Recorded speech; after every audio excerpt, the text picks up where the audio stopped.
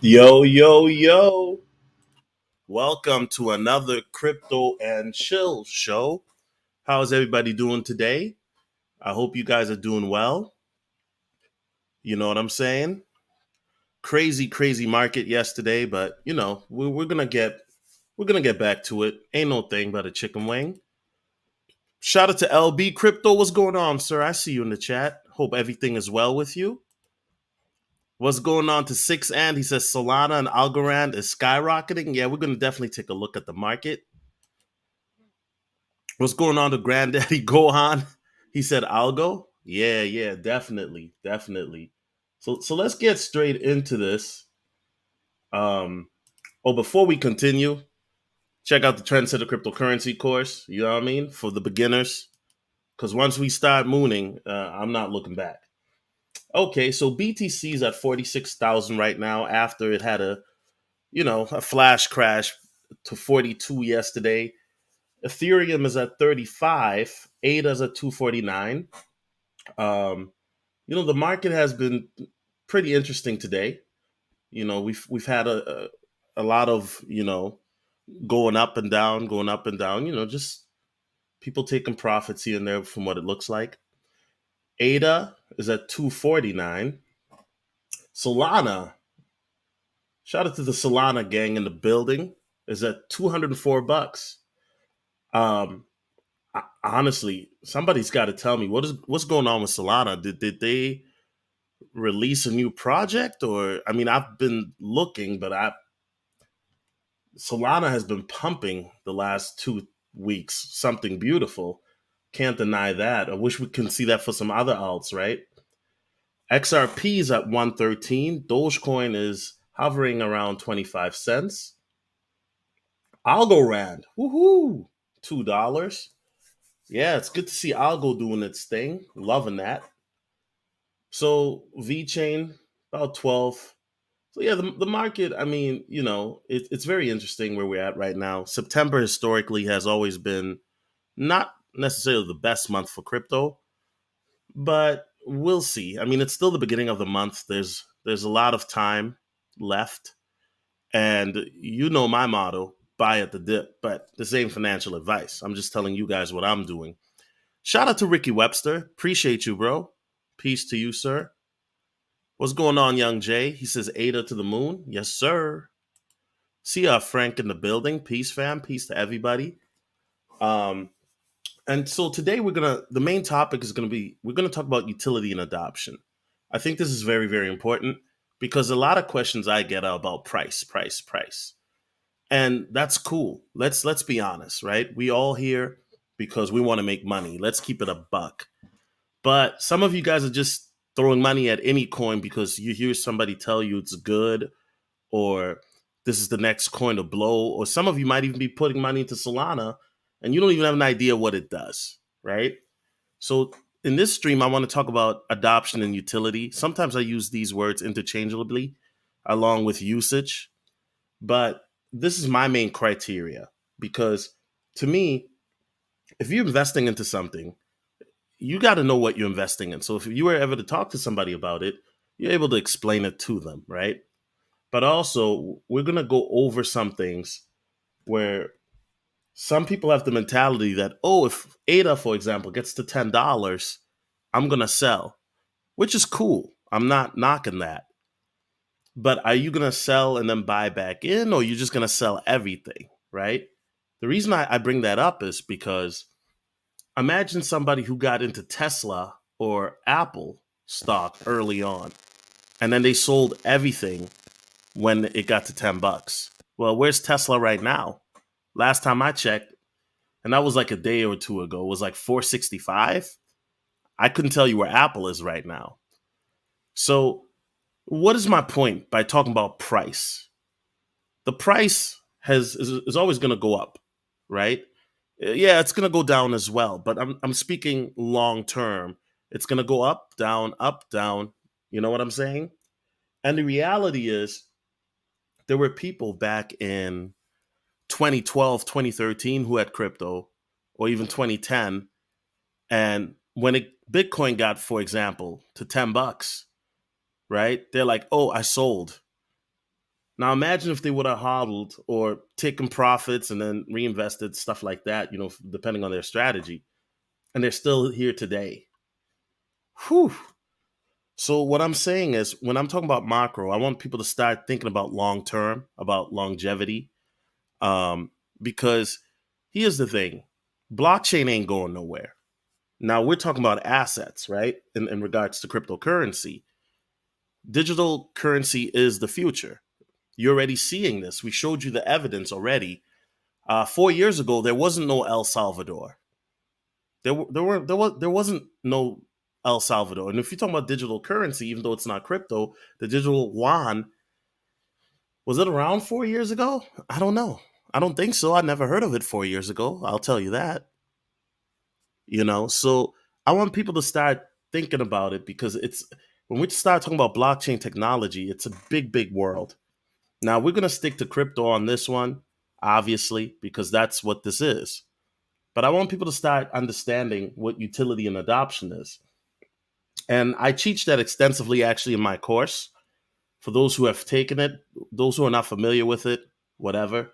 But this is just like a little sample. I'm not really going to go too heavy, because, we're going to talk about a lot of different things here, as well as show some videos too. Okay. So let's get to some news today. Shiba is now released on Coinbase Pro. Now, I already thought that happened, but I guess I was off. It was at the custody before. Now it's on Coinbase Pro. Now, historically, anybody who's familiar with Coinbase, whenever they tend to list a coin, then usually within a week or two, then it lists from Coinbase Pro to Coinbase. Make no mistake, Coinbase, they saw what happened with the Doge run. And now that Shiba Inu is listed on Webull, Coinbase is not going to want to miss out on those profits. They are a company first and foremost, right? So Coinbase is gonna do this. And once again, obviously, I had mentioned in a prior video that there were rumblings about Shiba Inu being listed on Webull. That happened. Facts. Now it's on Coinbase Pro. Okay, cool. Now if it gets listed on regular Coinbase, then I'm two for two. Well, two for three. If it gets listed on Robinhood, then I'm three for three. So it's very interesting. It's very, very interesting. And Shiba did pump today. Obviously, we can see that it pumped today. And make no mistake, Shiba Inu, whether you care for it or not, for me, I've already made profits off of it. And for transparency, I'm probably going to be in this bull run, depending on how it goes. I'm looking to probably, and once again, this is not financial advice. This is just what I'm doing. I'm probably going to be taking like 80% profits out of Shiba and then trying to reinvest in something else. And then I'll still hodl like a small, 20% that I'll keep in the Shiba swap for life or till whenever, right? So let's talk about utility and adoption today, because that's today's main topic. And for those of you that are here, if you could please hit the like button, I would greatly appreciate that, because these streams don't get a lot of views. If I were to talk about something else, then we probably would get more views and more following. But alas, it is what it is, because eventually the sheep, as Maddie G likes to call them, they will catch up. And when it's that time, I'm just going to send them this link because I'm not going to be going over certain things that I'm going over now because we have to keep it moving, right? So without further ado, we have to talk about, before we talk about adoption, we have to talk about the history of money, right? Why is that important? It's important because we got to kind of see how did we get to this point, okay? Now, if you look in 9000 BC, gift economies and barter were the earliest ways recorded of conducting transactions. So, gifts, right?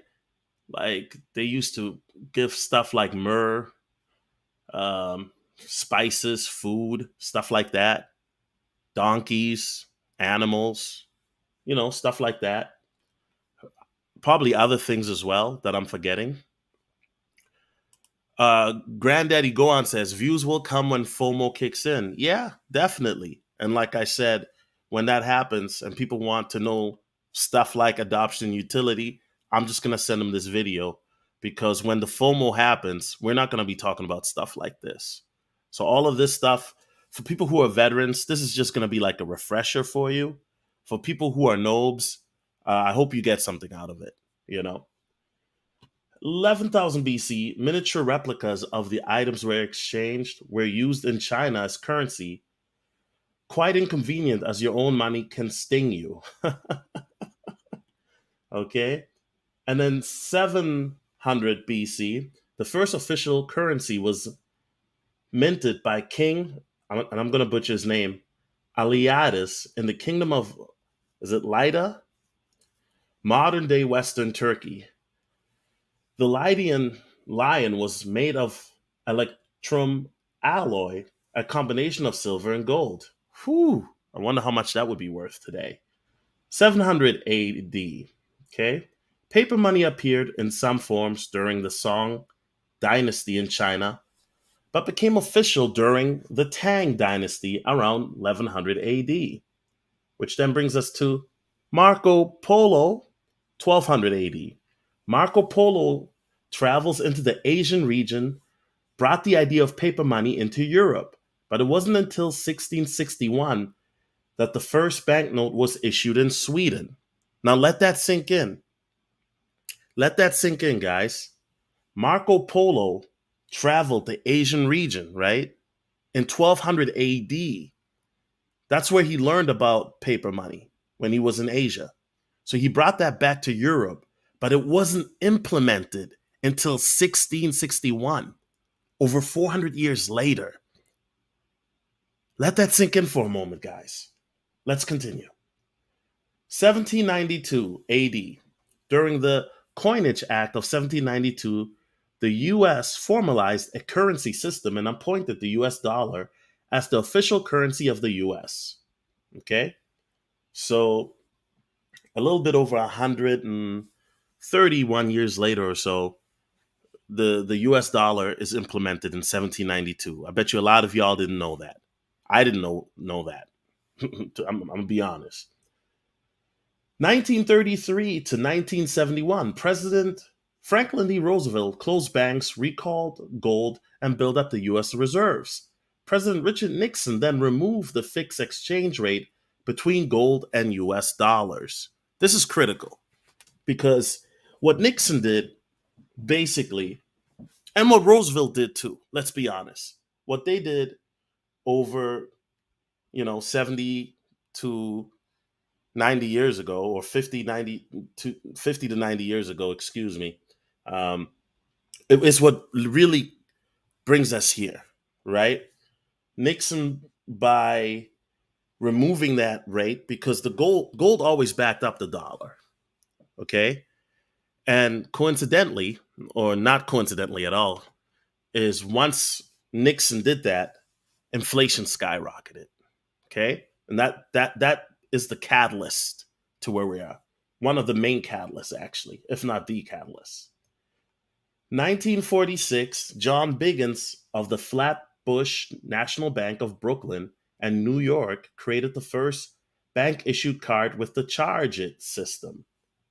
Okay, Some of you may know them as credit cards, debit cards, which brings us to 1950. Frank McNamara created the Diners Club card, which allowed cardholders to pay at restaurants and get billed after. So that 1950 was when credit cards kick in. Now, here's the interesting part. When credit cards first came out in the 50s and 60s, right, when they were starting to be adopted, a lot of people thought that was the mark of the beast. And a lot of people think crypto is the mark of the beast. And I've already addressed that in another video, right? So let's continue. 1990, Coinfinity.com and X.com merged, giving birth to PayPal. Sending money peer to peer directly using the internet became possible, and the e wallets revolution took off. Now, a lot of you guys may know a guy by the name of Elon Musk, or as BitBoy Crypto likes to call him, Elon Muskrat, right? And he's actually one of the founders of PayPal.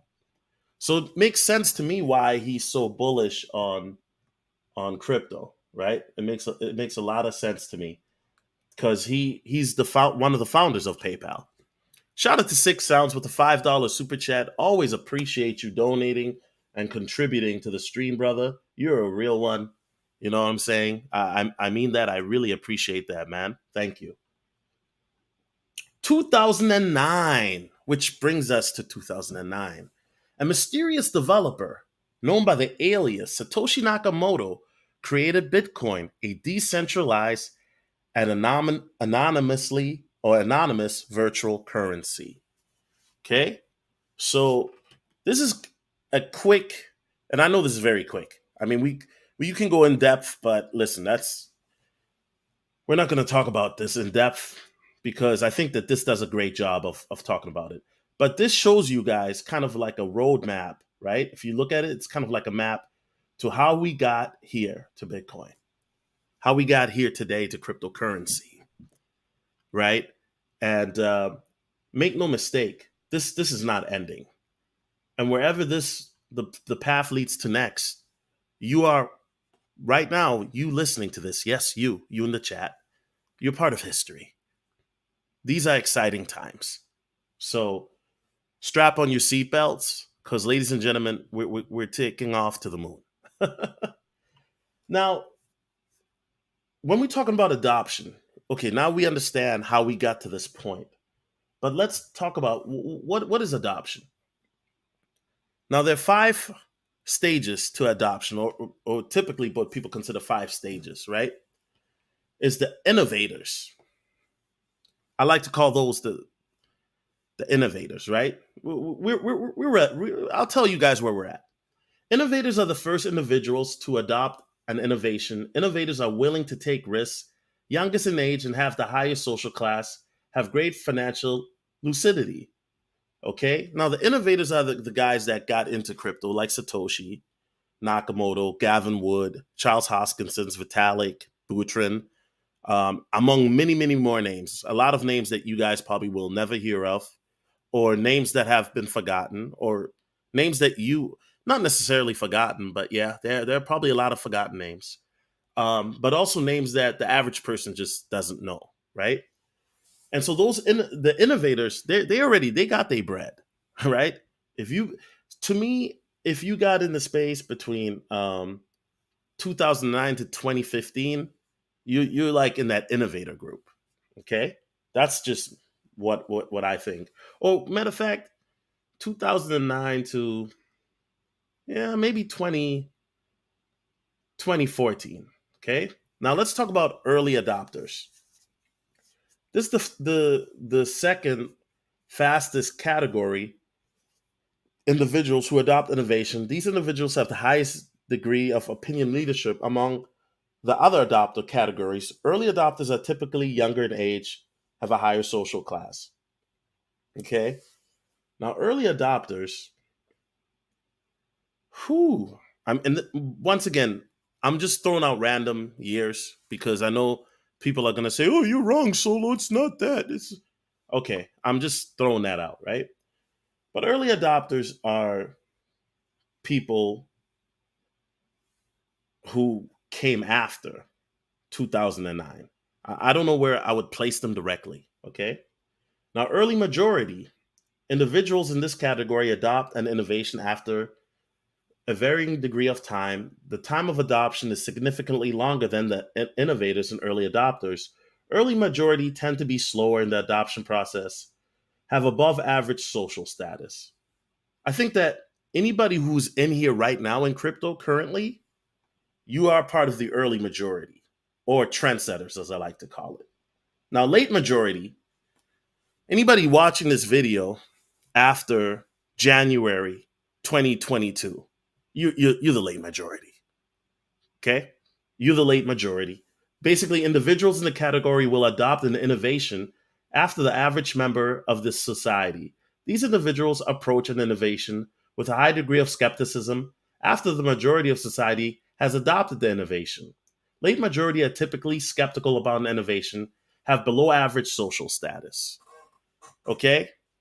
Now you're wondering why after 2022?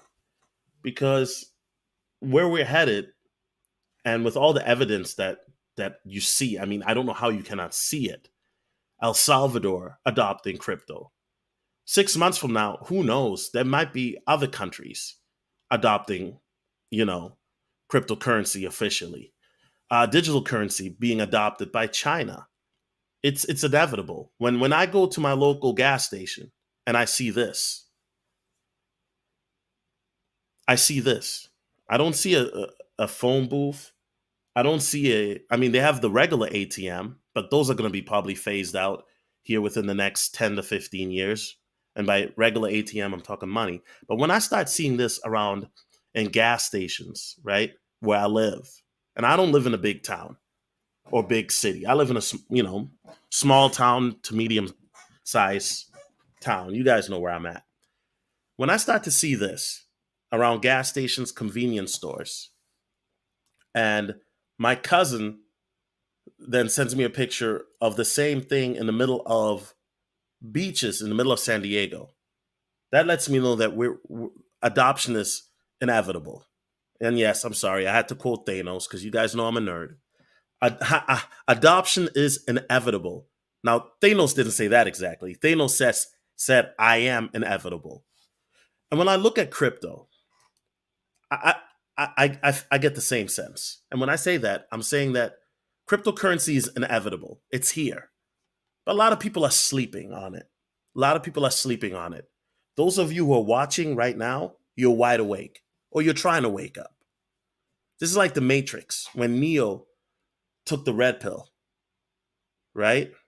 Everybody's still, everybody's still taking the blue pill, just going through life kind of as zombies. And I don't mean that insultingly, but people aren't really paying attention to what's going on. And there's an old adage or an old saying, follow the money. Because whatever it is going on in the world today, and there's a lot of chaos going on in the world, a lot of corruption being exposed, a lot of politics, right? A lot of people that are being uprooted. People, you saw what happened in New York.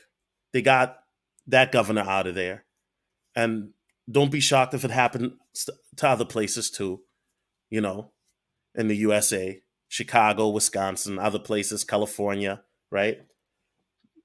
Right now, we are in a time where it seems to be a lot of chaos going on. But remember, even though we're walking through darkness, there's always light at the end of the tunnel, right? And so you have to understand that if you're in the market right now, in this space right now, watching this real time, you're very early. You're part of the early majority. And some of you guys may be part of the early adopters. You've been in here for a while. And some of you guys may even be part of the innovators. But if you're one of the innovators, then, please hit the like button and send me some Bitcoin. Thank you. But you are part of the early majority. You know what I'm saying? You are part of the early majority. Like, you're early. Some people might say, "Oh, I'm late. Bitcoin is at 46,000. Ethereum is at 35." Guess what? In 2017, when Bitcoin was at, you know, $3,000, I believe, or a grand, and Ethereum was at $100, and Litecoin was at $33, I thought I was late. Did you just hear what I said? In 2017, when Bitcoin was about 3 grand, Ethereum was $100. Litecoin, which was number three at the time, now it's wasn't no Cardano in 2017, bruh. Was no BNB in 2017. No BNB coin. Not when I got in. Not when I got in. Facts. Litecoin was $33.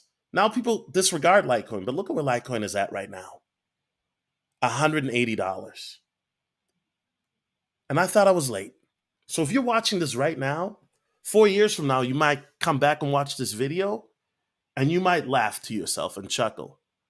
Sometimes what I do, just for kicks, I like to watch old crypto videos, not necessarily of mine, but of other content creators.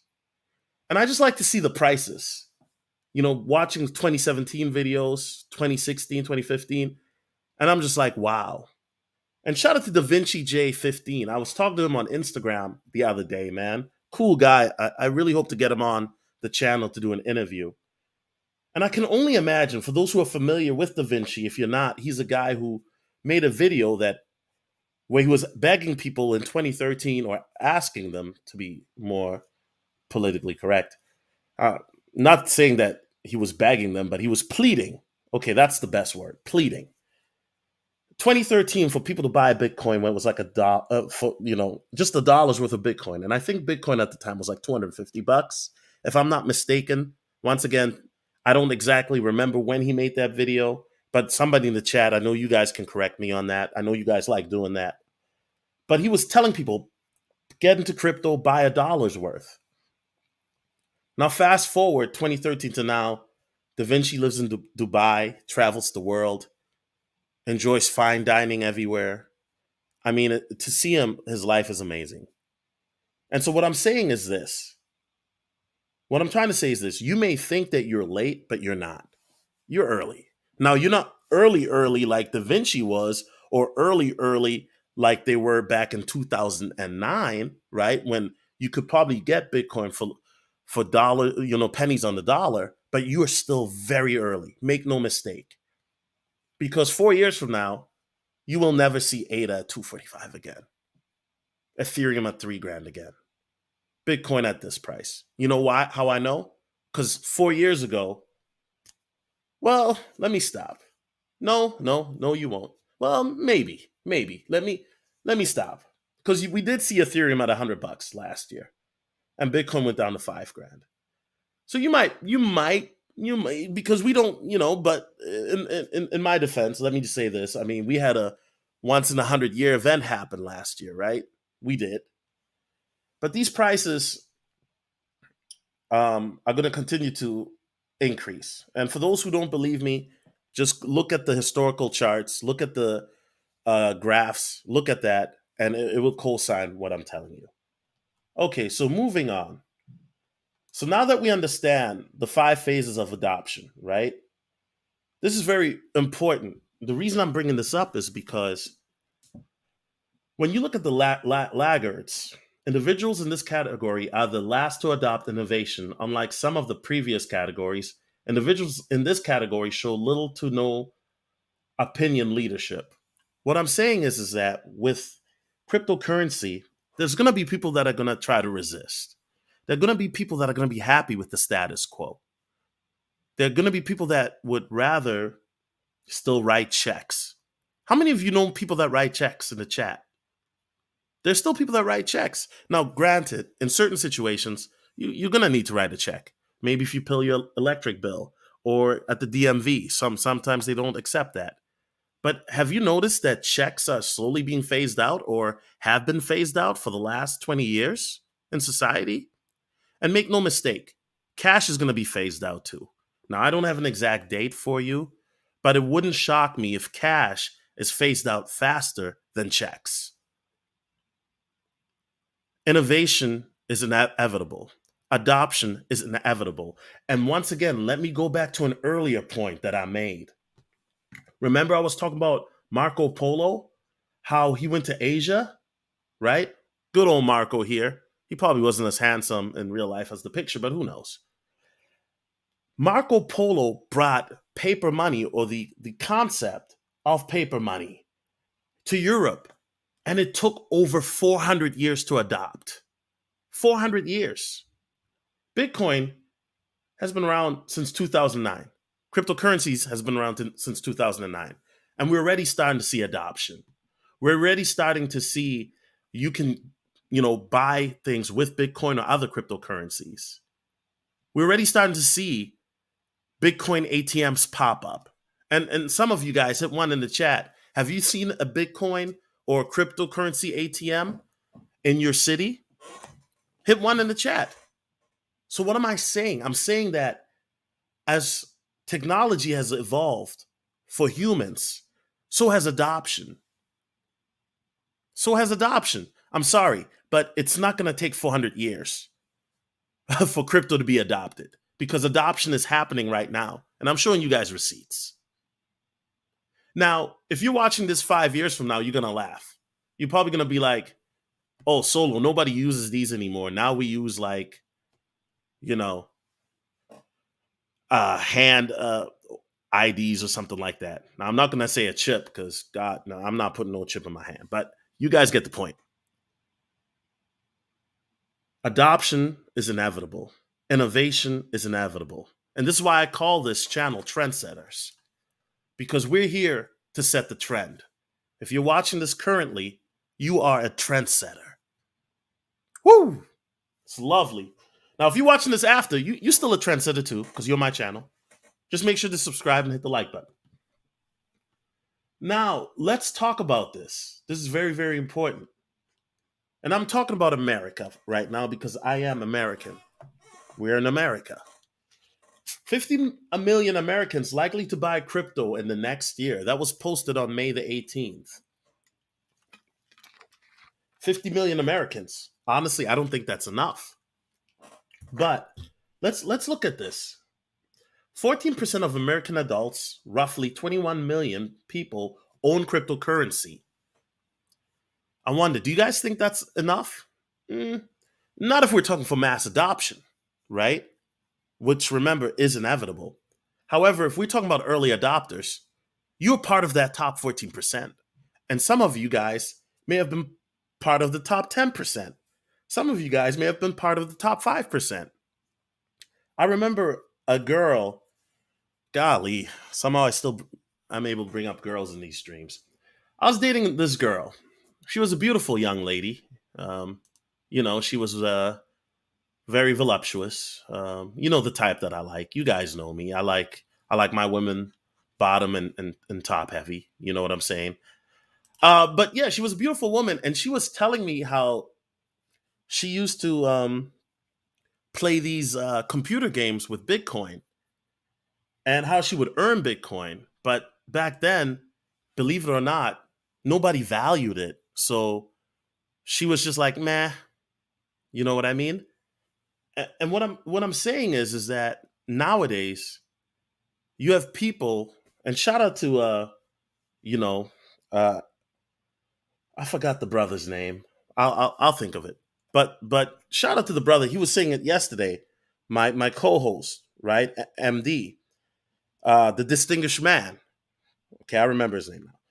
How there was a point where you see people now who had Bitcoin or cryptocurrency, and they didn't think anything of it. They may have bought it, or they may have had some on a hard drive, and then boom, later on, these people are looking for it, and there's millions of dollars on it. Matter of fact, it was Trojan Magician who said that.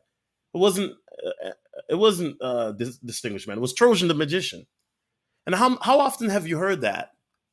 Some random guy, I made a video about it, finds an old hard drive, boom, there's 2 million on it or 4 million on it, he's rich. Or what about that one guy, I believe in New Jersey, who's got like 20 million in Bitcoin, and he lost it in 2013, but he's going to go through the landfill, guys, to look for it.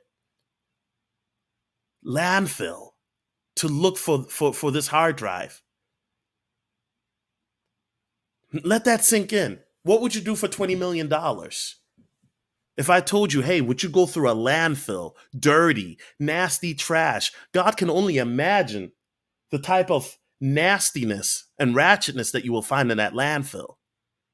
For $20 million, would you do it? I think a lot of people would. But the reality is, it's not necessarily the question, I guess, would you do it? The question is, what is the probability of you finding it? But anyway, I'm sorry, guys. I veered off. I veered off. But you guys get the point. Now, new research from the Ascent, a Motley Fool service, found that over 20% of American adults that have never owned cryptocurrency, over 50 million Americans, are likely to buy crypto in the next year. What else does the average American adult think about cryptocurrency? In May of 2021, so, about 5 months ago, right? I know my math is trash. 4 months ago, the Accent survey 2,000 Americans, and that's a very small sample size. Let's be honest. 2,000 American adults about cryptocurrency. We asked whether they understood blockchain, where they get information about cryptocurrency, and what tools they use to invest in crypto. We found that interest in buying cryptocurrency among American adults continues to grow, but lack of understanding is a major barrier of investment. Mm. Guys, I'll be honest. My earliest recollection of hearing about crypto was 2016. It may have been earlier, but 2016, I remember a YouTuber by the name of Hybrid coming on and speaking about this thing called Bitcoin and how you can send it and this and that. And I was flabbergasted, guys, because what he was talking about went over my head. Okay. Now, luckily for me, I have a guy by the name of Ian Bellina who I asked what he was investing in, and he told me, "Hey, I'm doing cryptocurrency. It's going to be the future. It's the wave." And Ian now is one of the most well-known crypto personalities in the space. And I knew Ian before he became a crypto millionaire. I knew Ian even before he worked at IBM. And I thank Ian for getting me going, and I thank Hybrid as well. But the point I'm trying to say is this: and I'm not trying to be too biblical, but there's a quote in the Bible by Jesus in Hosea 4:6. For lack of knowledge, my people perish, or my people are destroyed because they don't know me, right? Why am I quoting that? Because for lack of knowledge, a lot of people don't understand cryptocurrency. Because the average person is not, they're not really going to get into it unless they have, like, if you're in this space right now, you are a trendsetter. And there's a reason I keep saying that, because you took the initiative to really want to learn about it. Okay? You took that initiative to learn about it. And that's why you're here watching me. Now, if you are not in cryptocurrency, but you're watching from afar, then okay, good. I'm glad. Welcome. And I mean that sincerely. But most of us, we don't really, some of us may hear about something and then we're dismissive. Let's be honest, we're humans, right? A lot of us don't pay attention to something unless we hear a lot of other people say it. Let's be honest. Or you might see your boy or your homegirl. She used to be broke and dusty, saddling it up, like O'Shea Duke Jackson would say. All of a sudden, you see her leveled up. And then you're wondering, wow, I remember Pookie.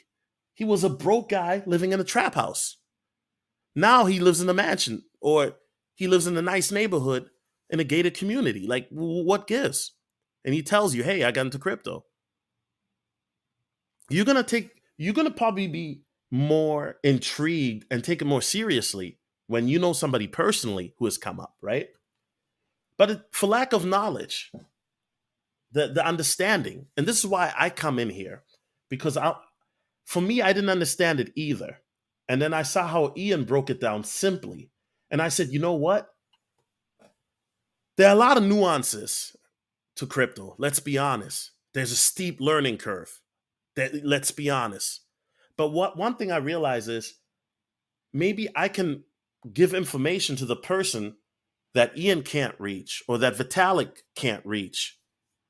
Maybe I can, you know, take the information and instead of, and let's keep it real, because crypto is not sexy. The only time, listen, the only time crypto is sexy is when what? When the price goes up. Then all of a sudden we love it. It's sexy. Nobody cares about crypto during a bear market unless you are hardcore like myself, where you're like, whoo, then crypto is sexy because then you can get a lot of these for the low, right? But the reality is that the reason why I like to keep this very simple is because, look, there's no reason to make something complicated, which already is. I'm not a cryptographer. I'm not a financial analyst or a financial advisor. That's why I say it's not financial advice. I'm just the guy who likes anime and POGs, PAAGs, PAWGs, and I like learning. And I like to also make YouTube videos where I can show you, okay, what I learned or share my experiences. And some people relate to that, which is dope. I appreciate that. Now, interest in cryptocurrency continues to grow. Obviously, we've seen evidence of that. Over 51% of Americans who own cryptocurrency bought for the first time within the last 12 months. Let that sink in. Over 51% of Americans who own cryptocurrency bought for the first time within the last year. Okay? 22% of Americans have never purchased cryptocurrency and are likely to buy in the next year. Well, they better buy now or they're going to miss the train. I'm serious. If they're not buying within the next month or two, the train is going to go choo, choo, choo, choo, choo, choo, choo. Facts. Lack of understanding is a barrier for new investors. 29% of people who had never bought cryptocurrency say not knowing what to do with it prevents them from buying. Okay, this is where I come in. We're going to talk about utility in a moment. 20% say they don't understand how to buy it. 24% of all adults don't understand how cryptocurrency works at all. You know what? I would say in the chat, these last two numbers are higher.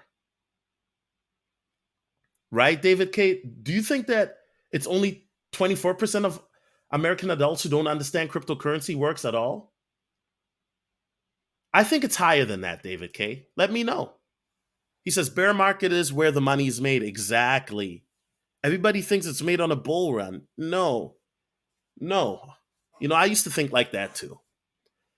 The bear market is where the money is made. If you bought crypto when we were at that high in May, after the high from May to now, and I'm not saying it's a bear market, it was a correction, but that's where the money is made during corrections and bear markets, during dips. Why? Because then you can really fill up your bags. You know what's going to happen? I'm going to give you guys an example because I've seen this before. Let's use Solana because Solana right now is everybody's favorite. Okay, Solana's all-time high is 213.78. It's at 208.75 right now. Guess what? You guys know my motto: buy the dip. Not financial advice, but that's my motto. But guess what? Right now, people are buying Solana at the top. Okay. Now, fast forward. Maybe fast forward 3 to 4 months from now, when Solana might go up a little bit more. Who knows? It might be at 400 or 600 bucks, or it might even go up to 1,000. I'm not saying it will. I'm just throwing it out there. Guess what? Somebody's gonna buy it then. What is that I'm trying to say? What I'm saying is very simple. The bear market is where the wealthy are made, is where rich people are made. I know that for a fact because some of you have told me behind the scenes in my Telegram group or the emails that I've gotten. I appreciate it. That, hey, Solo, thanks to you, I got into crypto. I made hundreds of thousands of dollars, or even a couple brothers made millions. And I'm not trying to air them out because I respect their privacy. And that's amazing. That's amazing to me. Bank integration and rewards are intriguing. 70% of American adults would consider buying more cryptocurrency if they could store it in their primary bank account. No, no, no, no. That kind of defeats the purpose of crypto now, does it? It's decentralized. Why why would I buy crypto just to put it in my bank? See, this is where a lot of people don't understand crypto to begin with. Crypto cuts out the middleman so you're your own bank. Well, why would I want that, Solo? Well, because it's your money. Like, do you really need a reason for that? I mean, are you serious? It's your money. Well, in my bank account, it's my money too. Right. So here's what happens in your bank account. What you don't realize is if you withdraw too much money, you get an overdraft fee. It takes forever to process payments, where crypto is way faster. Um, the reality is sometimes you may see on the screen that you have $1,000, but the bank is playing with your money. Oh, okay, but the crypto's not backed by anything. I mean, if I use the money and spend it somewhere, I mean, I'm not. It's not guaranteed, and I get that. Regulation is inevitable as well. I know some people don't want me to say it, but it's coming. Make no mistake, right? But the reality is, you are your own bank. You cut out the middleman. Okay. 65% would consider signing up for a credit card that offered rewards or cash back in crypto. Those exist. I have like two of them, right? Coinbase and crypto.com. And there's a bunch of others too, right? You can Cash App, you can use um, crypto as well. Who else? Who else? I know I'm forgetting, but those already exist. Investors turn to specialized source of information. 37% of American adults get information on which coins to buy or sell from cryptocurrency news websites. Okay.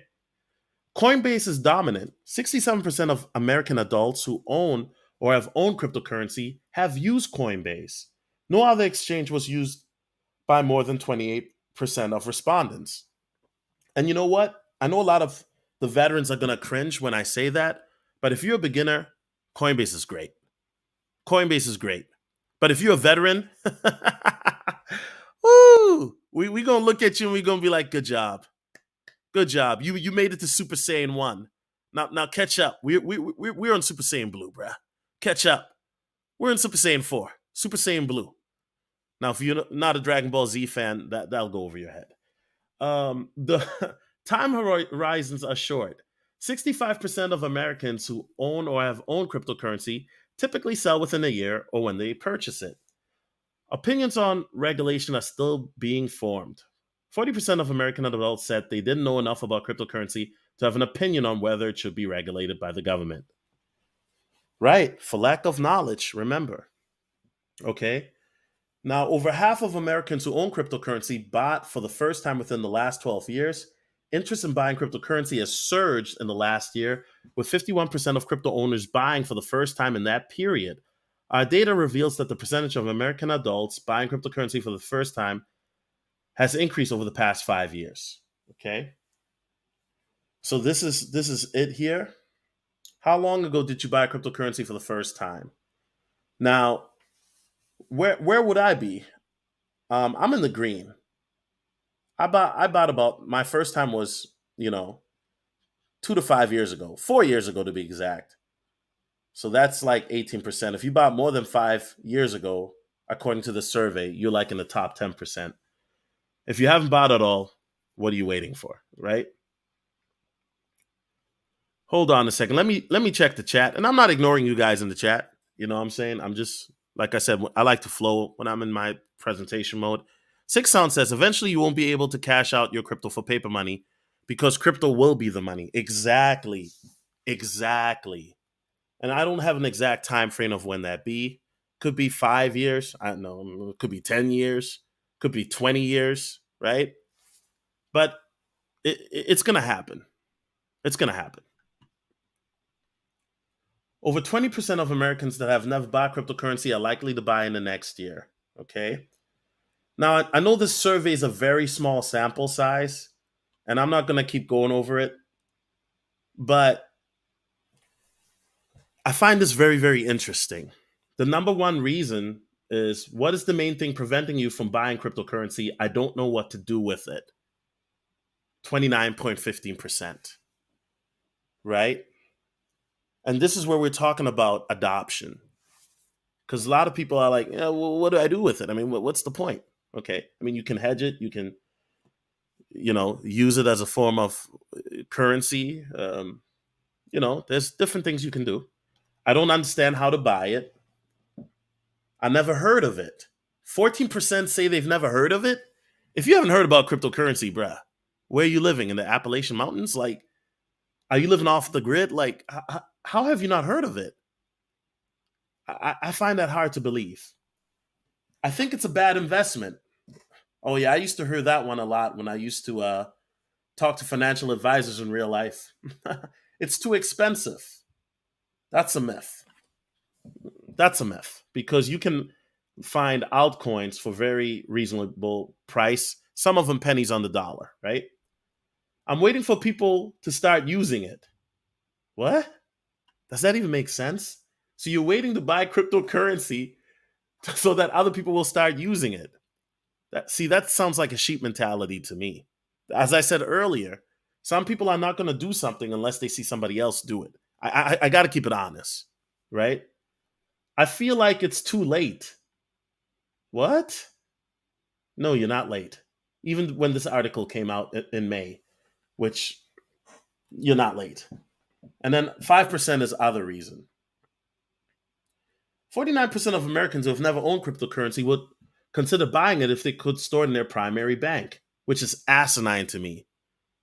That defeats the point of cryptocurrency because guess what? Your bank is not going to give you, they're going to charge you to hodl it. I mean, that doesn't make any sense. To me, anybody who says that tells me they don't know crypto. I'm serious. Anybody who says, well, I wouldn't want my bank to have it. Okay, I know some people are going to say, well, what about those guys, Solo, that are worth millions and billions and they rather have their hedge fund guys do it? I mean, I don't think they were interviewing millionaires and billionaires in this survey, but I don't know. I highly doubt it. 65% of Americans would consider a credit card with crypto rewards. 40% would consider receiving part of their salary in cryptocurrency. Okay. Americans are more interested in crypto credit cards than they are in getting paid directly with cryptocurrency. In the chat, let me ask you, how many of you would want to have your salary in crypto? If your job says, hey, we'll pay you in any of the top 25 coins. Now, you can't go past 25. I'm sorry, Shiba and you guys. Oh my gosh, Ethereum Classic made it. But if your job says any of the top 25 coins will pay you in cryptocurrency, hit one if you would take it. I would take it. I mean, you know what? I'm gonna keep it real. Yeah, I would take part of it. I would take part of it if I could. Because if it's a bear market, maybe fast forward 10 years in the future and I'll tell you, yeah, I'll take it fully, but I would take half of it. Right? If hit one if you would take half of it or if you would take it fully. And then let me know which coin, but it can only be the top 25. Okay? E-Man says, I was a rookie, never ever used Coinbase. Okay. So, bro, you went straight into the league, huh?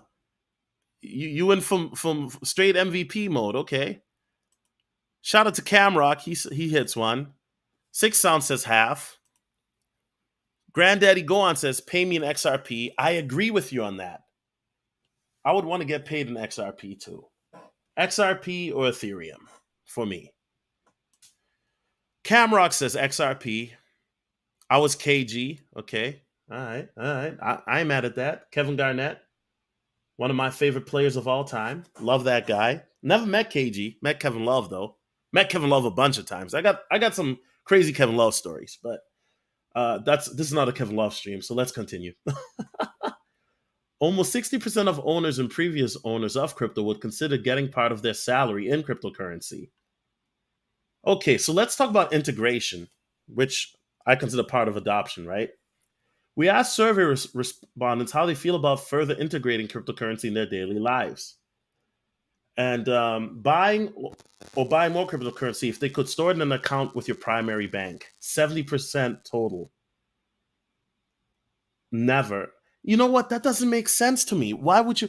Can somebody tell me what the benefit would be of having your bank oversee it? Are you afraid that you would lose it? Because make no mistakes, these banks are going to do that. I mean, they're already doing it in a way. And then they're going to charge you an outrageous fee to do it when you can hodl it yourself. Now, hodl, for those who are not familiar with that term, that means that you're your own bank. Okay, so then it talks about this. Now, roughly 9% of people who have bought cryptocurrency don't understand how it works. Okay, if you don't know how it works, this is one of the reasons you probably should watch some of my older videos or take my crypto course. I'm serious because I talk about how it works. How blockchain works and peer to peer. I've talked about that many times actually on my channel, not just with Bitcoin or Ethereum, but many other cryptocurrencies because not all cryptos are alike. I mean, a lot of them are similar, let's be honest, but not all cryptos are the same. Okay. So I'm definitely putting that in the chat. Okay. Please rate your understanding of cryptocurrency. I understand how it works very well. I understand some of it how it works. Okay. Now here's the thing. I think a lot of people understand how it works in regards to what blockchain does and how it works when you send it and whatnot. But how many people, and I'm not trying to be condescending, but how many people understand it, how it works on a technical level? I'm talking about if you're a cryptographer or if you are a engineer. Because I can say I know it very well, but if Charles Hoskinson and me were to have a conversation, I would be a baby to what he knows. I would be a baby. And I've heard Charles Hoskinson, and for those who are not familiar, he's the founder of Ada. Very intelligent guy. Very intelligent guy. Okay. Now you're wondering, Solo, why did you show this article? I'm showing this article because there are a lot of people that don't understand crypto. And this is proof because if you understand decentralization, being the owner of your own sovereignty and not getting gypped by the elites, by the banks, it's a joke. They say they have our best interests at heart, but yet the rich keep getting richer. If you really understood crypto, you wouldn't want your bank anywhere close to your cryptocurrency, right? You wouldn't. And a lot of people don't understand it. Now, I've done a lot of talking, but we're going to talk about adoption, right? We're still on adoption. And please hit the like button, guys. Please hit the like button. You can hear the passion in my voice because I'm getting fired up. I feel like Vegeta right now when he was facing the hit Facts. Remember what I said earlier that cryptocurrency is inevitable? Well, some of you guys may know the next person that I'm going to show you a video of. Some of you probably have seen this already. Okay? Some of you may not have seen it. Roll the clip, Solo. On currency, it's not current. Old money, as rich as it looks, is flat out broke. Don't believe me? I got receipts. We call it green, but it's only white. Where's the women? The black folks and the people of color. Native Americans got a nickel. A nickel! People don't even stop and pick up a nickel off the side. 7 million Americans. I love how they like to spin an agenda while they're telling you about cryptocurrency. Now, I know I'm not a political guy, but it's funny. Let's make it all inclusive. Yay. I know people are saying, well, Solo, why is that bad? It's not bad. I mean, crypto is good. It's supposed to be all inclusive. That's but just pay attention. Just pay attention. It kind of rubs me the wrong way. Where's the black coin? I mean, where's the really? It's decentralized. It's for everybody. Avatar Blue could come from outer space right now and say, "Hey, I want to get an exchange if they qualify for it. getting in exchange, or I want to invest in crypto if they are able to do it, and they can get it, right? The point is, why are they making it about race? But let me continue because they're spinning a narrative. But let's continue. Americans have no bank account. 20 million underbanked. Old money's not going to pick us up. It pushes us down, exploits, systematically oppresses us. But new money is positive, inclusive, fluid, strong. Really? And here's the thing. I know people are saying, well, so don't you want it to be? I want it to be inclusive. I do. I do. But can we talk about the facts? Can we talk about the facts? And I like the fact that Spike Lee. I like Spike. I do. I don't hate on Spike, even though the Knicks are trash and Reggie Miller killed the Knicks so many times, and so did the Bulls back in the day. But let's talk about the facts. Why does everything have to be about, oh, it's because you're black and white and this gender and you're trisexual, and let's talk about let's stick to the coin. Let's stick to the coin. Culturally rich.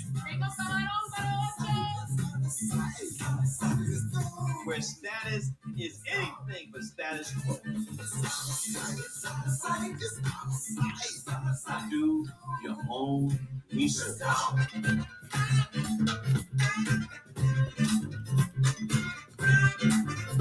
The digital rebellion is here. Old money's out. New money is in.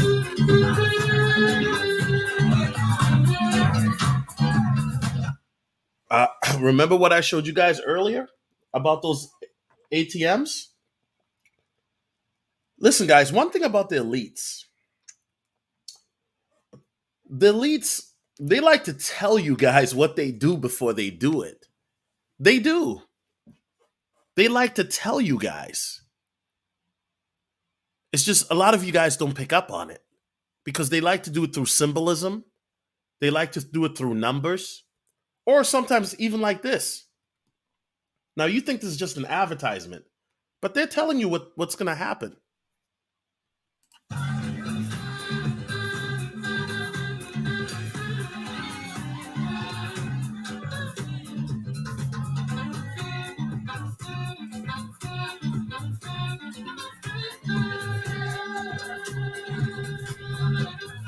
Okay, so that's the Spike Lee commercial, and I think Beyonce was in it too. I mean, hold on, let's see who was in it. I don't know. I thought, oh, so that wasn't Beyonce. Okay, so yeah, Tiana Taylor was in there.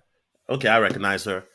Okay, so I'm showing this to you guys to tell you it's happening. Anybody who tells you now cryptocurrency is a fad or it's gonna be phased out, jokes on them. In 2017, I would have killed to have an advertisement or a video like this. I would have killed to have a video like this. You who are getting into the space now, or who've been in the space a year or less, could you imagine imagine somebody in 2017 or even 2013 or beyond trying to tell somebody, hey, this is Da Vinci was telling people about this in 2013. But see, we're such a faithless society that we don't believe it unless we see it. To be a trendsetter, you have to see the future before it happens. I'm talking Marty McFly, space flying cars type of stuff. Oh yes, it's happening, y'all. I'm talking about we going out of space to Mars. I'm talking about skyscrapers that are so tall that it's gonna look like 2049, where you're gonna have a lot of people that are gonna live there. But I don't want to go over your heads because that's for another video. Let me stick to this now. Okay? But I would have killed to have a video like this. So adoption is happening. That's what I'm talking about. Now, I want to be clear. A lot of people think, well, it's just about money, right? It's just about the price. I want you guys to start understanding that with blockchain technology, what is this is what's fueling crypto. It's going to be beyond that. It's going to change your day-to-day life. Automation is already using blockchain in certain sectors. VeChain, hello. Hey VeChain, right? Self-driving cars. We already got that. Teslas, right? Blockchain is going to be used throughout the whole world. You can store more on blockchain than you can store on, on blockchain computers. I mean, imagine, amazing, amazing.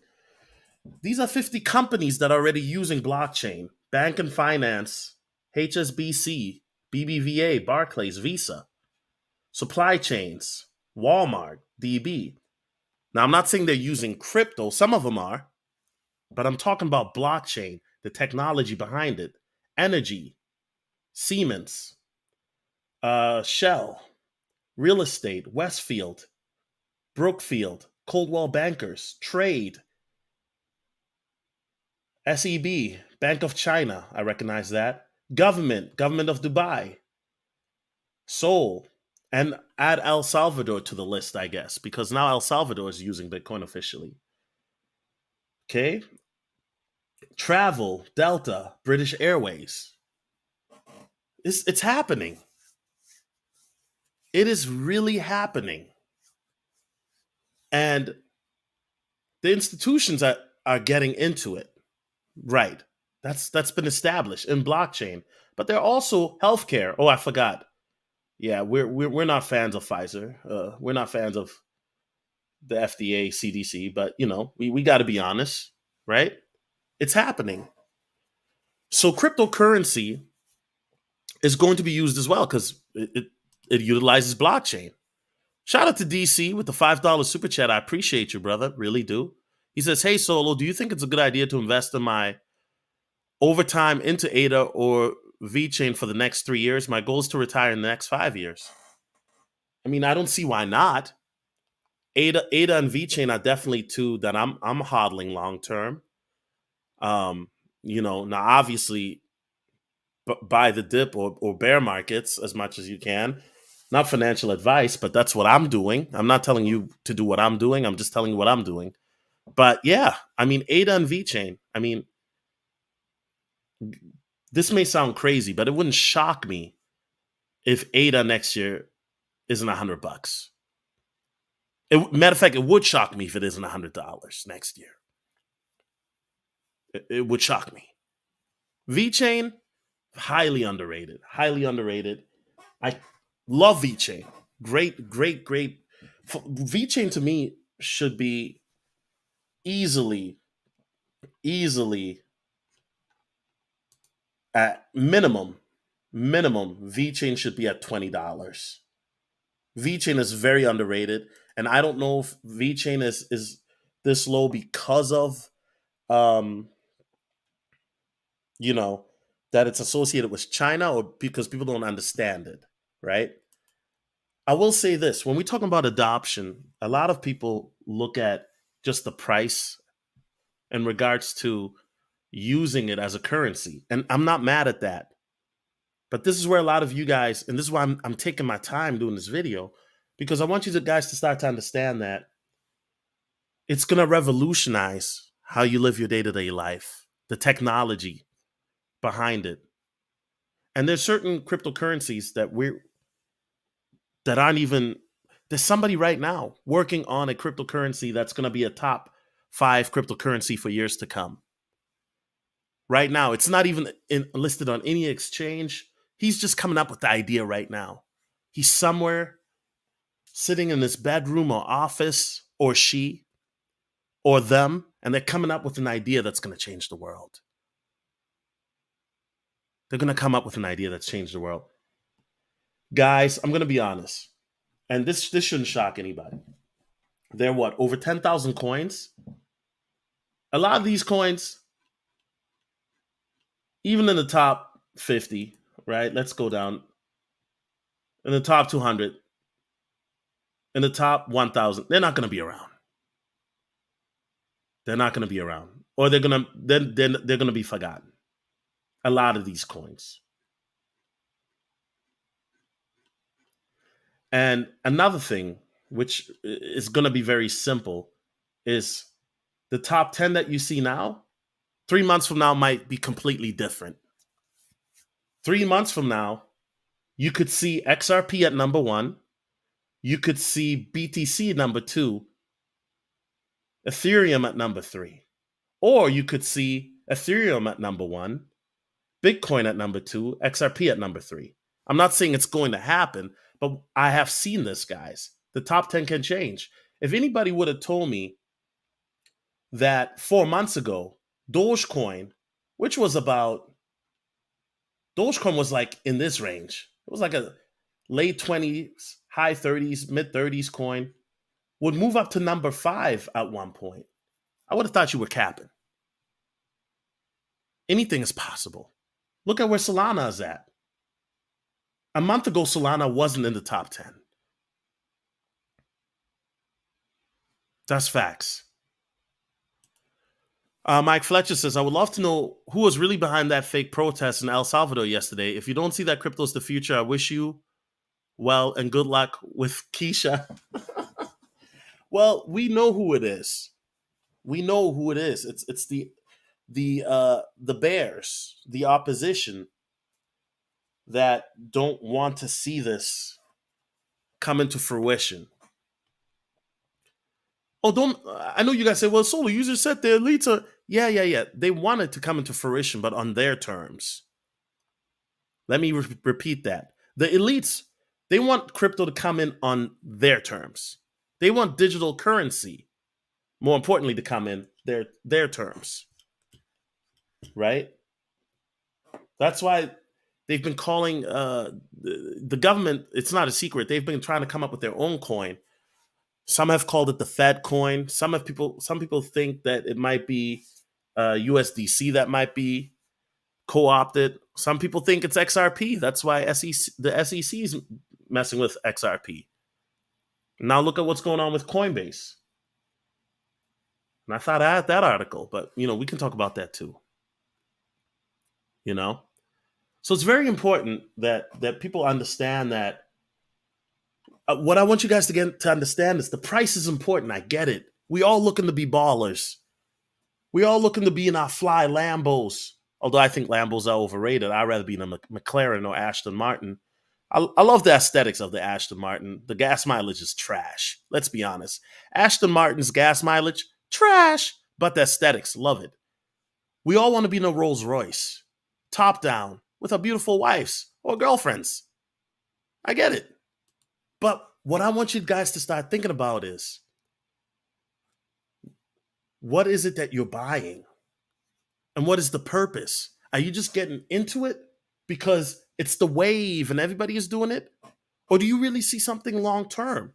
I believe in the projects I get. If I didn't, I even talk about projects that I'm not in because I'm doing my research and I want to get into them. But don't just buy anything because your favorite YouTuber is telling you, yo, this coin is hot, bro. It's going to go to 100 million, bro. Get this BUSD coin. It's going to go to 100 million. No, it's not. I mean, it might in the future, but I doubt it. I just got to be honest. Binance, we'll see if Binance is still around 6 months from now. But here's the reality. What I want you to simply do is, you guys got to understand that with adoption, it's not just being able to use it as a currency, but when I talk about Web 3.0, like Ethereum, right, and smart contracts, this is where we're gonna get into now utility, right? We're gonna get into that and usage, because you really have to start. You have to have an imagination. I want you guys to think, listen, if you're watching this video, you already think outside the box. I know you probably think I'm a weirdo. Good. You're probably a weirdo too if you got into the crypto market. Because there's a lot of people that says, well, it's not real, man. It's digital money. Well, what do you look at when you go online and look at your bank account? You think that's real money? Wait, you really think that you have $1,000 in your bank account? You don't think the bank is using your money for whatever?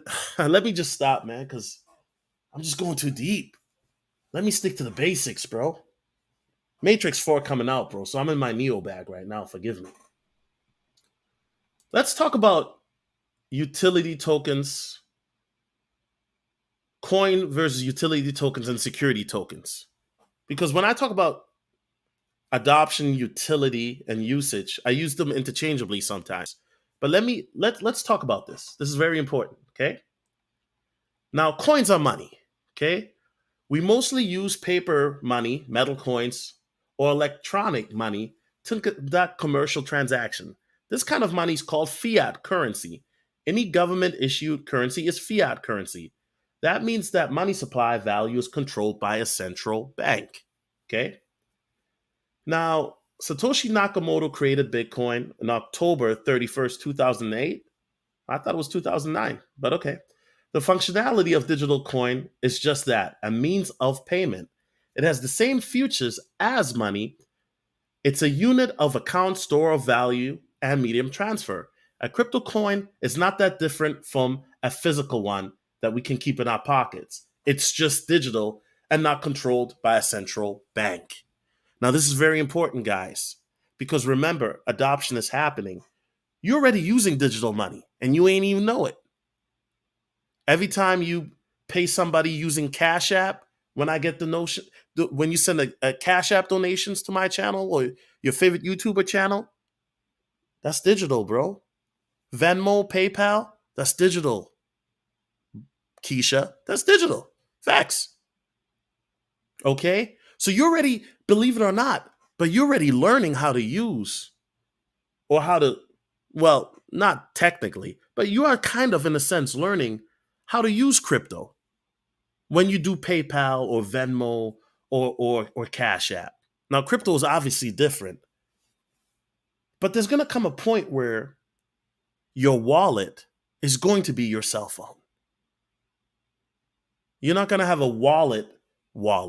And I've talked about this before. Apple Wallet now has a feature where you can scan your driver's license, and it's already being accepted in 2 states. They're going to have it be accepted in 8 more states. Your actual ID might be like your social security number. How many of you walk around with your social security number? Not a lot of you guys. You might just have it for certain purposes. And now with the technology of crypto, with smart contracts, like ADA, for example, if you are afraid of losing your college degree, the actual certificate of the degree, you can put that into a smart, into that smart contract form, blockchain form. And then you can send your resume out like that. Vroom, vroom, vroom, vroom, vroom. Adoption is inevitable. Innovation is inevitable. Are you still following me? Utility tokens offer the right to a service or product. A utility token has a wider function than a coin. Utility tokens do have value, but they cannot be considered money as straightforward as a coin. Utility tokens can provide value to investors in different ways. They give users access to a future product or service. Okay? Let's stop it right there. Let me use my favorite one. Let's use Let me give you an example. YouTube. Let's say YouTube had a their own blockchain called YouTube, and then they have their YouTube token called YT token. That's short for YouTube token. Okay? Now let's say you wanted to donate to me. Instead of using cash or paying credit, using your debit or credit card to cash send super chats, you can use the YT token to donate to me. Sounds amazing, right? Guess what? There's already a cryptocurrency out there known as Theta that does that.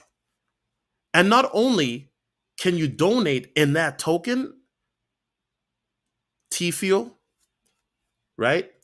But also, when you watch videos, you earn T Fuel. Now imagine this. Could you imagine watching me ramble on for an hour and a half and you get paid to do so? Who wouldn't like that? I would love that. I mean, a lot of us, let's keep it real. How many of you guys watch YouTube more than 20 hours a week? Keep it 100. Wouldn't you love to get paid for it?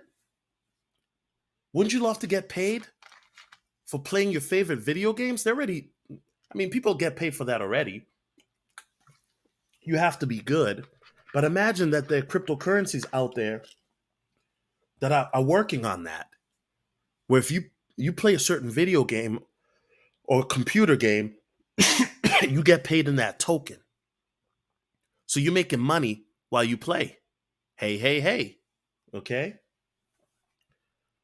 A Uber token, for example, could be used to pay for a ride with an Uber car, but not for anything else. That's the catch. That's the catch. So you can use the token just for that particular blockchain or cryptocurrency. If you wanted to use Uber token to buy another product service, you would first have to exchange it against either fiat money or a crypto coin, such as Bitcoin. In practice, the use of these terminologies is not sharp and clear cut. The terms coin and token are often used synonymously. Exactly. It can be very confusing to a beginner. You might think to yourself, well, what's the difference between Theta and T-Fuel? Same company, but you can use T-Fuel on the Theta platform. And Theta does exist, by the way. And yes, I do have a Theta YouTube channel. And once Theta really takes off, boom, I will be on Theta. Now, Theta is similar to YouTube, but they use blockchain that'll allow you to have crisper live streams. So no more struggle live streams where my video feeds are buffering, because they'll take internet from Theta users, so that way people all over the world are able to watch it at a high, crisp quality. Whether you're in Bangladesh, whether you're in Nigeria, whether you are in Ukraine, whether you are in New York City, Atlanta, New York, LA, Antarctica, doesn't matter. You can watch Theta. That is the future, ladies and gentlemen. Are you still with me? All right, let's go. Security tokens represent an investment. The new star in Crypto Town is the security token. Security tokens derive their value from an external tradable asset, for example, stocks or real estate. If you buy a tokenized version of a stock, you will acquire the same rights that you would get when you buy a stock via a traditional stockbroker. And guess what? That is inevitable as well. Apple is already talking about this. So you can buy Apple in a crypto form as a token. And it's a real Apple stock that you own. Amazing. Amazing. The major distinction to utility tokens is that security tokens are designed to be investments, thus they fall under the same regulatory oversight as other investment products. If a company issues a security token, the process is not called ICO, but STO, security token offerings. STOs need to be registered with the respective financial market authority. Why am I bringing this up? Because now we're talking about utilities, right? Now I'm painting the picture for you guys. This is one of the reasons why XRP is having issues right now, because the SEC is trying to define it as a security token. I personally think that XRP is just a coin. Shout out to Friedman's Journal. He says Theta is competing with Odyssey. That is why the SEC is after their crypto, tipping the scales in Theta's Google favor. Okay, Odyssey. And you know what? Let me look that up. I'm not even familiar with that. See, even on my own show, guys, I learned Odyssey. When did that one come out, Mr. Journal? Let me know. Let me know.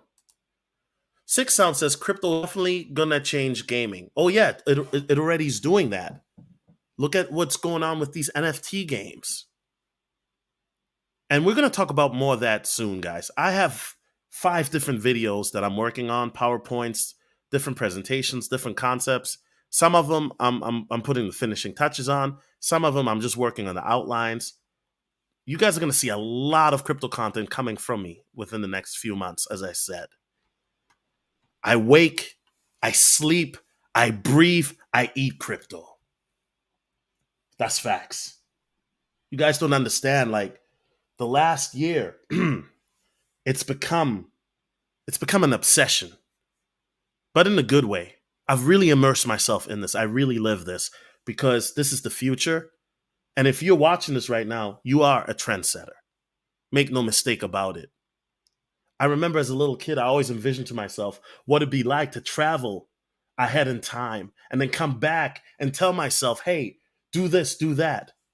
Well, I don't have to do that anymore because I see the future now and I'm walking in alignment with it. Whew. Love it. Love it. Now, this here is an article that talks about why Ethereum is a utility, right? And utility, when I talk about utility, I usually reference usage. And this article talks about Ethereum because a lot of people know utilities as ERC20 tokens or the ERC20 standard. That's the Ethereum standard. That's why Ethereum is the big one. Ethereum is the Muhammad Ali, right? Yeah, you might have Mike Tyson there, and no disrespect to Mike, because Mike was a beast. You might have Lennox Lewis, Evander Holyfield, but we all know Muhammad Ali. Whether we want to acknowledge it or not, Muhammad Ali came first. Muhammad Ali was the one. That's facts. Okay? Which grant token holders certain rights. For example, Filecoin holders are permitted to use its decentralized data storage network. That's a utility, guys. So now we're not just talking about currency, but now we're talking about like file token where you can use it as a storage network for cloud storage, for example. Alternatively, a game development company could issue utility tokens to fund its next release, which hodlers could spend on gaming accessories. Decentraland, Sandbox, I believe, is one. Axie Infinity. This is where I'm going with this, guys. Everybody thinks of crypto as just, currency. But I'm telling you guys, once you really, for lack of better verbiage, but once you take the real red pill, right? Like Neo did in the Matrix, it'll open up your eyes and you'll be able to see 5 years ahead, 10 years ahead. The world is about to change. And I know this may sound crazy to y'all, but guess what? When Da Vinci J15, and I love that guy, I really do. When he made that video in 2013, nobody believed them. But guess what? Every time crypto, the search engines, for crypto, the keywords go up for Google, for Bitcoin and such on Google and whatnot. Da Vinci's videos goes viral again. Why do you think that is? People are looking for information. And even though that video is nearly 10 years old, it still gets a lot of new viewers. And Da Vinci gets new subscribers because of it. Some of us, it takes longer to take the red pill. And I'm not talking about the red pill in the sense of what you guys know it as, but I'm talking about what we're talking about in this sense. What's going to really happen. The future. Society. How you live your day to day. How it's going to affect various industries. Shout out to Mike Fletcher with the $20 super chat. He says, keep pushing. I respect you. Thank you, sir. Thank you. Friedman's Journal with the $5 super chat says, we need crypto to level the playing field. Yeah. It's going to be the greatest wealth transfer ever. That's what crypto's going to do. Crypto's going to help a lot of you guys with generational wealth. It's going to help a lot of you guys pay off bills, start businesses. It's going to help a lot of you guys to be able to help your families. It, wow. I posted Da Vinci's channel in the chat. Once again, guys, this stream, this is probably one of my better streams. I want you guys to start thinking macro instead of micro. Micro is price. Yeah, I love price. I love seeing data go up. I love that. I love seeing it go from 20 cents to where it's now because that's when I first started talking about it. I love that. And I love seeing it now where it's at 245 go to 100 and beyond. That's great. But I want you to start thinking in macro. How's Cardano or ADA, for example, going to revolutionize industries in regards to smart contracts with Alonzo, which I hope is very successful. Right? If you're watching this in the future, let me know in the past. But how's it going to revolutionize people's lives? Instead of needing an ID now in the Ethiopian schools, they have a contract with them. Now you can use your ADA or Cardano ID. How's Ethereum going to change industries, which is already doing it? So, and here's the thing, anybody can do that. Anybody can come up with an idea and you can work on Ethereum. That's how these Ethereum tokens come about. That's how Shiba Inu came about. You can come up with a crazy video game and then use cryptocurrencies as tokens or cloud storage or help different networks that don't speak with each other to be able to speak to one another, like Chainlink. Anyway, let me just stop, man. Whew. So the last video is a video that came out, and it's funny to watch it now because now it's 5 months later, but I want to play this. Here we go. That are starting to adopt at scale. We mentioned central banks, but payments companies, online brokers, asset managers. Are we going to look back at this early part of 2021 and say this was the year that institutions really got it? I think so. And in fact, we might actually look at 2020 as the year that institutions really got into crypto, and 2021 as the year that they've announced that they've got into crypto.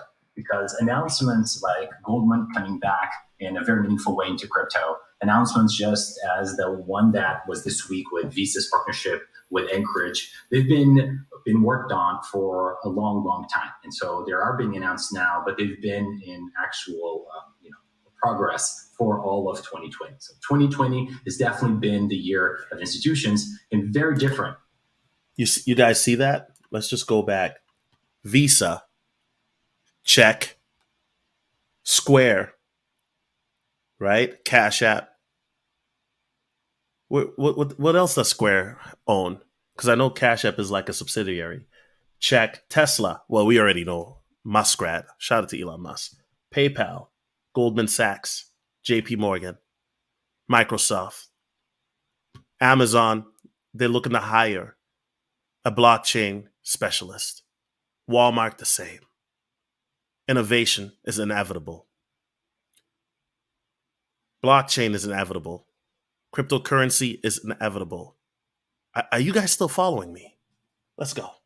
Year of institutions and very different than the run-up in prices from 2017, which was primarily retail-led. Right. So where do you think the biggest friction comes from here on out? A lot of people still point to price volatility making it difficult as a payments mechanism. There's the ESG element and the amount of electricity that you need, obviously. And then others sort of are beginning to worry about the taxable events that you create when you use it. I mean, of those, or maybe there's something else that you have in mind. I think all of these have actually been surpassed. And there's always been, if we're talking about Bitcoin specifically, a narrative across. And, everybody looks at regulation like it's a bad thing, right? Hand Sanitizer says, I'm working on a crypto project, ATM. Once I'm done, I'd love to come on. Would love to have you on, bro. Would love to have you on. Just make sure to send me the white paper roadmap. Because man, if it's a shit coin, bro, I got to keep it real. I'm not putting you on. You know what I'm saying? No hex. uh, Han says, "Well, there goes privacy and freedom." Well, here's the thing: regulation, I think, is inevitable. I hate to say it, right? But people, I want to gonna have some sort of guarantee or comfort. I think that if the powers that be, the overlords, as you know, you guys know what I'm talking about, if they do it right, they do it right. Crypto is not going anywhere. That's been established, and they now know that it's for real. And adoption, we already talked about that. But I think that regulation, if it's done the correct way, will help a lot with the what's the word that I'm looking for? The hold on. He said the word. I forgot the word. He said it though. Hold on. And there's always been, if we're talking about Bitcoin, Volatility. Okay. I think that if a regulation is done correctly, it can help with the volatility. However, then you're not gonna have the type of the volatility is what makes this market fun. Let's be honest. We all love it when we see a coin go up 20, 30% in a day or two or in a week, right? The volatility is what allows a lot of people, such as yourself, to make money. But on the flip side, nobody wants to lose money. But that's part of the game, right? Let's continue. Bitcoin specifically, a narrative across time of the thing that is wrong with Bitcoin. And every single step of the way, that problem has been improved on. Technology has come up and solved it. And so it's not going to be different for any of this. 3 years ago, the problems were with lack of qualified custody. Now Anchorage is the first federally chartered crypto bank. 3 years ago, the problems were with liquidity. Now we have a very highly liquid market and many, many market makers that are in the US to provide this and internationally. So all of these problems are actually going to be surpassed. And let me remind you that crypto is not just Bitcoin. Bitcoin is something that corporates are taking a position in on their treasuries, on their balance sheets for capital preservation. We're also seeing and that's another thing that I talk a lot about in my crypto course and whatnot. There's more than just Bitcoin, guys, and Ethereum, right? Now, a lot of people know you make money in the bear market, right? Not financial advice, but that's where the real money is made. And you make money in the coins that still have potential to, 10x, 100x, 1,000x. That's why a lot of people became millionaires when Doge went up. Nobody could have seen Doge coming. Look at Doge at the time. This was in April. It was 5.9 cents. I know people who bought it for less than a penny. This is why so many people are so bullish on Shiba Inu and Kisha Inu and Satoma or Satamai and Goku coin or whatever, Pod coin. Facts. Massive increase in the use of stablecoins and interactions. Visa allowing crypto native settlements using USDC is such a big step forward for the crypto industry, and that is not related necessarily to Bitcoin. Diego, some things haven't changed all that much, though, over the last few years, and that is crypto as a medium of exchange. It's still not widely used, although that could be changing. You had PayPal's announcement earlier this week, checkout with crypto, and I wonder, to go mainstream. And guess what? You can now trade Bitcoin on Cash App and actually also send it to external wallets when you verify your ID. And it's only Bitcoin. Wait, Solo, what did you say earlier again? Adoption. Right. No, the other part. Oh, yeah. Innovation is inevitable. Yeah. Let me just stop before people think I'm just, repeating myself.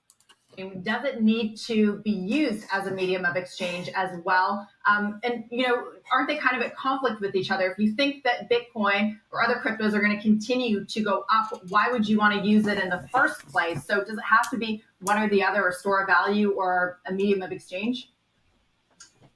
Different cryptos have different use cases. And you're absolutely right that Bitcoin hasn't historically been used for medium of exchange because the price has been increasing. However, I think people shouldn't be thinking about crypto adoption as you being able to pay for a coffee shop or a coffee in San Francisco using Bitcoin. What's happening is not that. And I think you have to look at the PayPal announcement and the Visa announcement in a different light. What's actually happening on the ground is that you have wallets that have cryptocurrency, whether they're stablecoins or Bitcoin, they have different types of cryptocurrencies.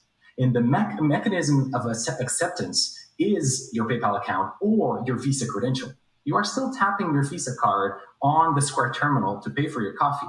And in the back end, there's going to be a conversion of the crypto balance into fiat. But the consumer is actually paying with crypto without knowing they're paying for crypto. Yeah, bro. So when I use my Crypto.com card or my Coinbase card, it looks just like a regular Visa, right? And some of you hit one if you have a Coinbase card, a Crypto.com card, or you have a debit or credit card that's backed with crypto. And you know what I love about it, AUC? I don't know if AUC is still in the building, in the chat. You know what I love about using my Coinbase card? When I use it, I get 4% XLM as a reward. I get 4% of XLM. Or you can use it and get 1% back in Bitcoin. Right? 4%. With your Crypto.com, I believe it's even higher than that, depending on what level you're at Crypto.com. Now, I don't use Crypto.com like that. I have a dummy account. I don't know if I should share it or not. I only put like $100 in. It's at like, last time I checked was like a 132 during the crash. Went as high as 150 at one point. But yeah. It's amazing, bro. Imagine your bank giving you 4% back for saving. Pah! Not since like the 70s. So when we talk about mass crypto adoption, what's going to happen first is that it's going to be invisible. And it's going to replace the less efficient parts of the traditional finance system, such as the settlement legs, which is one of the things that Visa announced with a crypto native settlement. Removing the fiat. XRP, XDC, XLM. Thank me later. From that portion of the leg means that the consumer can actually pay with their Visa credential and credit card or with their PayPal account without ever realizing that there's actually crypto conversion happening in the back. Shepard Smith here. Thanks for watching. See you. Well, guys, and that's my presentation. I appreciate you guys for watching. For those who want to learn more about crypto, how it works, I do offer my Trendsetter cryptocurrency course as well. I thank all of you guys for supporting me because this is not a popular topic, right? Everybody would rather talk about Kim Kardashian or some big booty pogs. I probably have more viewers, right? But it's not about that. It's something deeper. We're talking about the future here. We're talking about generational wealth that can change your whole lineage. What type of content creator would I be if I were just to talk about women all the time or feminism all the time or 10 steps on how to forgive your girlfriend for her cheating on you? What? No. This is deeper than that, guys. This is so much deeper than that. And I really need you guys to take this seriously. That's why I always say DYOR, do your own research. Do your own research. There's nothing wrong with learning about feminism and women, don't get me wrong. There's nothing wrong with that at all. There's nothing wrong with that. However, we're talking about something that could affect your entire family line, generational wealth, where they're going to be like, Uncle Perez is the reason why we're in this big mansion 100 years from now. Your legacy will continue. Your legacy ain't going to continue because you watch a couple of videos on YouTube about feminism and a woman did this. I mean, maybe if you have children, but you guys get the point. This is different. This is different. This is a once in a lifetime opportunity. And it blows my mind how many people are just oblivious, walking around. This is the real blue pill. People just walking like zombies and going to Starbucks and McDonald's and, you know, talking about Kim Kardashian and love and hip hop and Instagram thoughts and OnlyFans. Wow. We're talking about generational wealth. A once in a lifetime opportunity that could completely uproot you and then reroot you with a deeper foundation. Your legacy not only will be cemented for generations to come in your family lineage, unless they squander the money, God forbid, but also how it can change your life, your dreams, your aspirations, the passions that you had, how it can really change your life. A lot of you guys have been working hard, working 2 jobs. I've been there. Working overnights. I've been there. Working overnights and days. I've been there. The freedom. Nobody can put a price on freedom. So when people talk about price, I get it because money is good. But I'm talking about the financial freedom where you can do whatever you want and you ain't got to worry about punching a damn clock. This is what we're talking about, a once in a lifetime opportunity. And who would I be if I were just to talk about the same old, because this ain't the same old. As soon as that 19 came in, we were on the clock. They were letting you know what time it is. Automation coming. Social Security ending coming. I really need you guys to take this seriously. Do your own research. Because once you get into this rabbit hole, this is the real red pill, bro. We're talking about freedom, sovereignty. When you're a multi-millionaire or even a billionaire for some of you guys, and you're in Colombia or Monaco or Malta, are you going to be worried about what a feminist says in America? No. You're going to be living your best life. You're going to be growing your hair out. You're going to look like Floyd Mayweather. Anybody seen Floyd Mayweather with the beard lately and his hair growing out? You're going to do you. And it's not just going to change your life financially with how you can live, but also how you can help people, how you can really help not just your family and friends, but how we can help other men to become better. Because now we have the resources. We have the resources, we have the time, and we have the power. God bless you guys, and God bless America.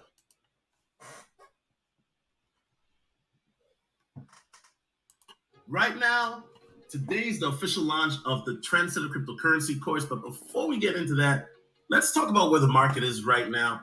So Bitcoin is still seeing some resistance, trying to get to 60K. It's at $59,367.57 right now. We can definitely hit 60 today. I don't see why not. Ethereum, it's been at $2,004.57. I don't see why Ethereum wouldn't be able to match the record or break it today. Ethereum has been at around 2,000 for the last few hours today. Binance Coin, oh my goodness, Binance Coin. You know what? I could have never predicted, you know? And this is why when you look at something, nobody can really tell the future. Although I know some people will say, well, I predicted it. Okay, all right, cool. But Binance Coin has really, really, really juked up. And if you got BNB, I know you got to be happy with your holdings, right? ADA's at 122. Still, wait, the prices that you guys are seeing, these were April. These were the prices in April. Guess what, guys? Ethereum is already at 3,000. Crash that. Facts. Bitcoin is at 45. When do I think we'll see these prices again? I'm hoping by the end of the month. If not, at the latest beginning of next month. Keep rolling the clip, Solo. A little bit off from 150. Okay, so Filecoin. Let's talk about that. Ooh, Filecoin is just the last 24 hours just gone down. And I know a lot of people are big fans of Filecoin, right? Some people have come up on it. Theta. Filecoin was 194.86. Where's Filecoin at right now, Solo? So they don't think that you capping. Filecoin is at 89.83. Matter of fact, let me buy some after this stream. Heck yeah, I'm going to buy the dip. Hell yeah. Also, it's been down a bit, but I know people who have Theta, they're bullish. I mean, Theta people are some of the most bullish people that the Theta maximalists, right? They're some of the most bullish people out there, even more bullish than XRP people. And you Theta people, I don't like you. Why? ADA was 121 back in I made this in April when I released the course. ADA was 121. Theta was at $12.30. Theta right now, $6.69. Oh yeah, let me get some more of that too. Facts. Let me get some more Theta as well. Mm-hmm. Because you guys keep bragging about your Theta, and every time I try to get it from an exchange, I can't get it. Like I said, send me 5 Theta. I'll send you $100 in Bitcoin, man. No cap. Okay, so let's get to the Trendsetter cryptocurrency course. This is created by me, and I really, really poured my heart, sweat, and tears into this. This process is very detailed because of the fact of the things that I cover. And let's address the elephant in the room, right? Oh, it's $199. Yeah, I mean, if you look at this course, right, and I'll go through it. Well, it's a little more now because I've added some stuff. You know what I'm saying? Facts. we upgraded. We upgraded, baby. Facts. A bit. This is the type of course where that $199, if you follow the steps, it'll pay back in itself. You'll make that money back like that. If you were to do like a dating course for $700-800, that course. Wait, stop the show. It might be outdated. Stop the show. You spent $700-800 on a dating course. You might pull a 4 or 5. And then you pull a 6 or a 7. But you get into this Trendsetter course, you might 10x it. Oh, wait, is that going over your heads? I know. Within 6 months or a year. With this course, you have lifetime access. And what I'll actually plan on doing is, with the beginner's course, if there are updates as need be, then I will do update. And there have been many updates. I gave my Q2 update, facts. I show you how to buy Shiba Inu and SafeMoon, facts. Well, I show it to you on the website too here for free on my YouTube page. I also have exclusive interviews as well.